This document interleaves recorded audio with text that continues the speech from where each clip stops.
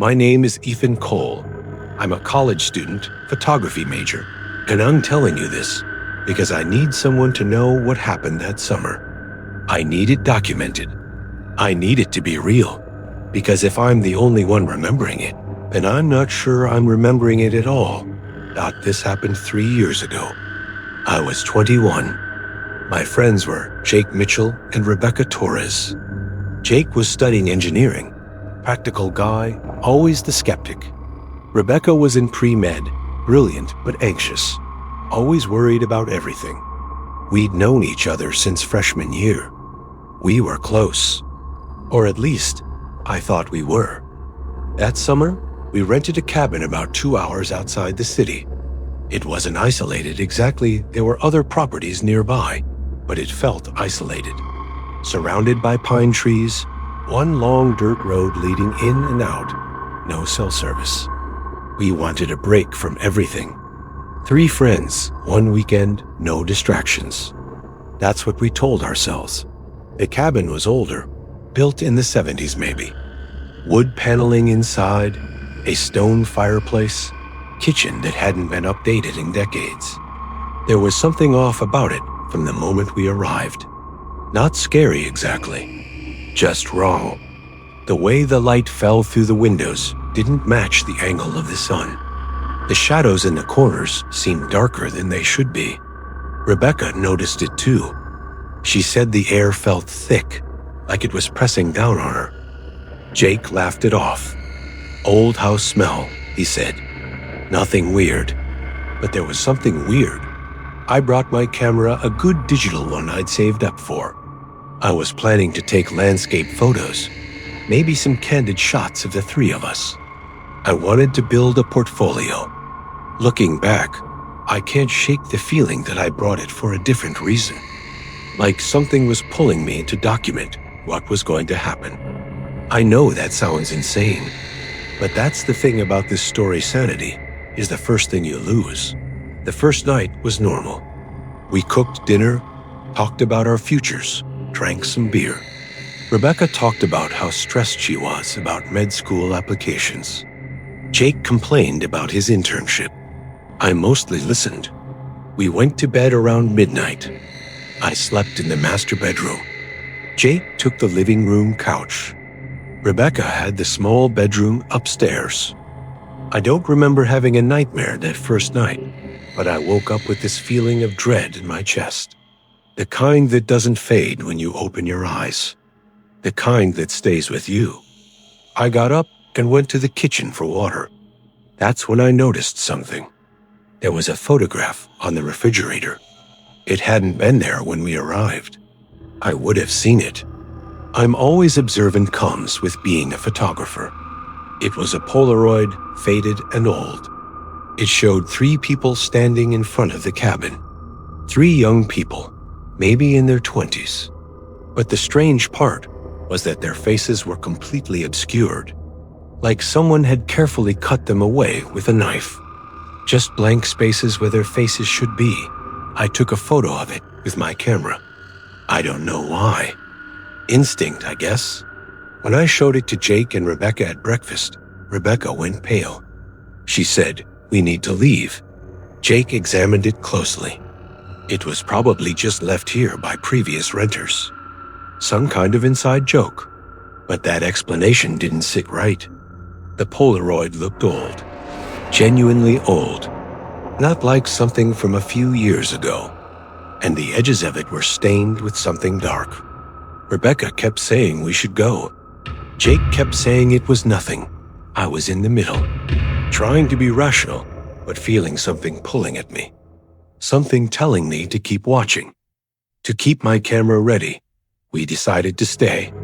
Rebecca was outvoted. We told ourselves we'd leave early the next morning, if anything else strange happened. That night, I took photographs of the cabin interior. Landscapes through the windows. The fireplace. Normal stuff. But when I reviewed them on my camera's LCD screen, something was wrong. In the background of almost every shot, there was a figure. A person standing in the shadows, completely still, watching. I could see the outline of a body, but no face. Just darkness where a face should be. I showed Jake. He said it was probably just a trick of the light, shadows playing games. But he didn't sound convinced. And when I looked at his face, I saw fear. Real fear. Rebecca came downstairs. I didn't show her the photos. I don't know why. Some part of me felt like showing her would make it worse. Would make it real in a way that couldn't be taken back. I can't sleep, she said. Every time I close my eyes, I hear something. Like breathing. Like someone breathing in the room with me. That's when Jake suggested we stay up together. In the living room, all three of us. Lights on. Safety in numbers. We did that. We stayed up most of the night, talking about nothing, trying to distract ourselves. Around 3 a.m., Rebecca fell asleep on the couch. Jake was nodding off. I kept my camera in my lap. I don't know why. I just knew I needed it. I showed Jake. He said it was probably just a trick of the light, shadows playing games, but he didn't sound convinced. And when I looked at his face, I saw fear. Real fear. Rebecca came downstairs. I didn't show her the photos. I don't know why.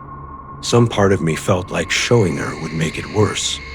Would make it real in a way that couldn't be taken back. I can't sleep, she said. Every time I close my eyes, I hear something. Like breathing. Like someone breathing in the room with me.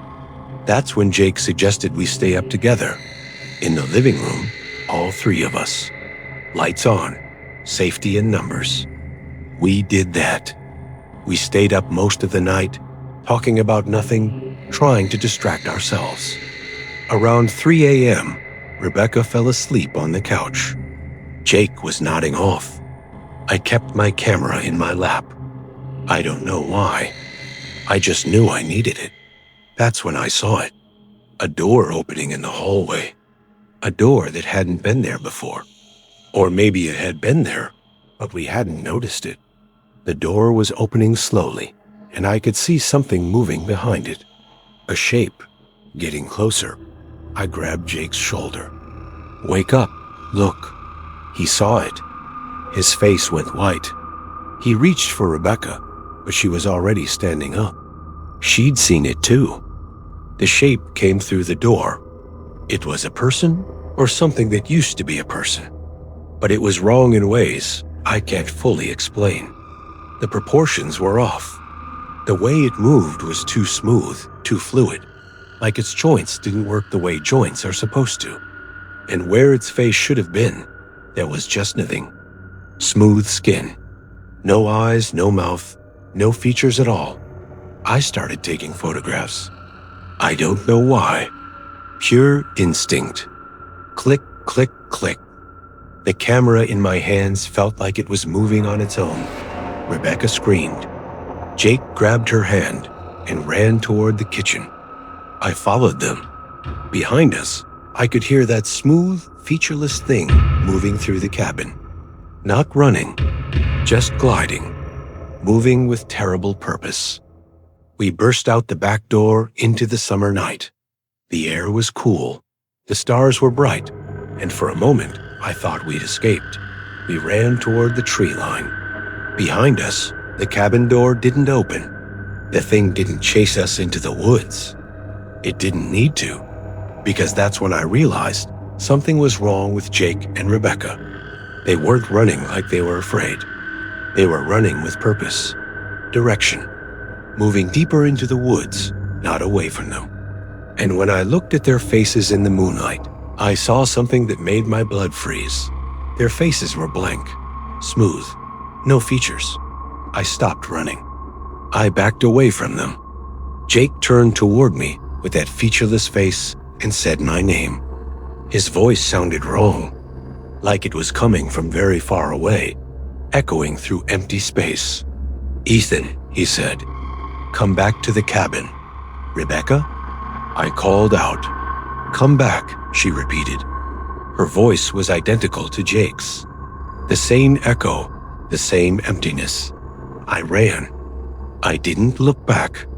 I ran through the woods with no direction, no plan, just pure animal panic. My camera was still in my hands, banging against my chest. Behind me, I could hear them calling my name, both of them in unison, with voices that were no longer theirs. I don't know how long I ran. An hour? 2 hours? Time got strange. But eventually, I made it to the dirt road. A car came by a state patrol officer doing rounds. I flagged him down, soaking wet, bleeding from branches, probably looking completely insane. I told him everything. He didn't believe me at first, but he drove me back to the cabin to check. It was empty. There was no sign of Jake or Rebecca. No sign that anyone had ever been there except me.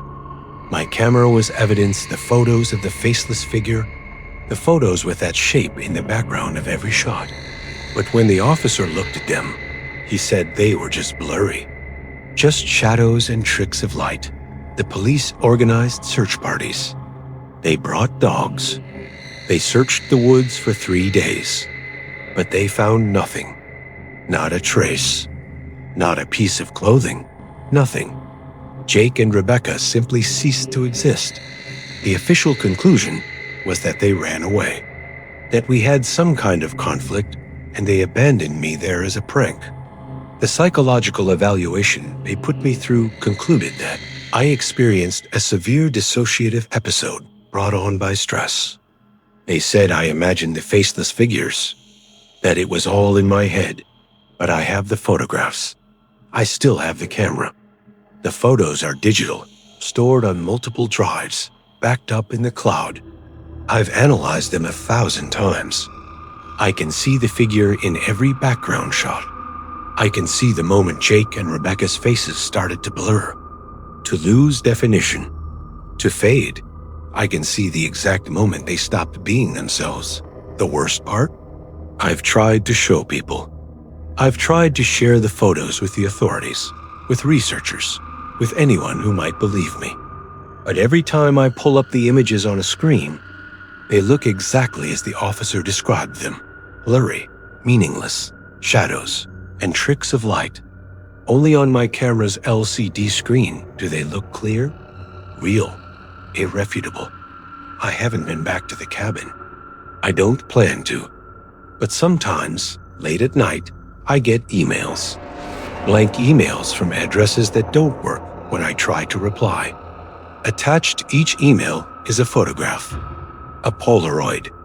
3 people standing in front of a cabin. The faces cut away, but there's something else in the photograph now. In the background, barely visible in the darkness. 2 new figures standing very still, watching from the shadows. I don't look at their faces anymore. I know what I'll see. I know what's waiting for me if I keep looking.